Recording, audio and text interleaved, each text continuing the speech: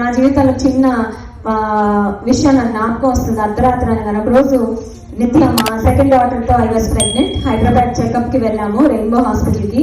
And then we are on the way back to Rajahmundry. ట్రైన్లో ఉన్నాను. అర్ధరాత్రి 2:30 గంటలకి ఎగ్జాక్ట్గా నాకు మెలకు వచ్చింది. కొంచెం నాజియా అనిపించింది, ఇబ్బందిగా ఉండి. ప్రెగ్నెన్సీలో విమెన్కి తెలుసు కొంచెం నిద్ర పట్టదు.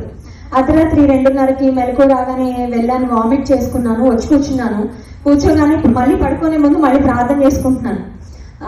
దేవా నా కడుపులో బిడ్డను ఆశీర్వదించాయి, నాకు మంచి సేఫ్ డెలివరీ ఇవ్వు, అది ఇది అని అన్ని మనసుకు వచ్చిన ప్రార్థన, ఏ ఆలోచన వస్తే అన్ని ప్రార్థనలు పెట్టుకుంటా ఉంటే 2:30 in the night అండి. I think we were travelling in second AC.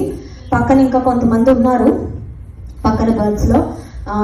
దైవజనులు నిద్రపోతున్నారు, మా పెద్ద పాప నిద్రపోతుంది. దేవాన్ని చిత్తం అయితే నాకు ఒక కుమారుని నీవు ప్రభు అని అడుగుతున్నాను. ఎప్పుడంటే అర్ధరాత్రి 2:30 గంటలకి అడుగుతుంటే నాకు దేవుని స్వరం వినబడుతుంది. ఏమని తెలుసా అండి, నువ్వు అడిగింది నీకు ఇవ్వకపోతే కూడా నన్ను ప్రేమిస్తావా అని అడిగారండి. నువ్వు అడిగింది నీకు ఇవ్వకపోతే రీజనల్ లవ్ ని, నిజంగా చెప్తున్నా నాకు కన్నీళ్ళు వచ్చాయి. ఆ రోజు 2:30 in the night నేనేం చెప్పాను తెలుసా ప్రభుకి, నువ్వు అడిగింది ఇచ్చినా నువ్వు అడిగింది ఇవ్వకపోయినా I still love you till my last breath అని చెప్పాను. హల్లెలూయా. ఇచ్చినా పర్లేదు, ఇవ్వకపోయినా పర్లేదు, నిన్ను ప్రేమించడం మాత్రం మానను.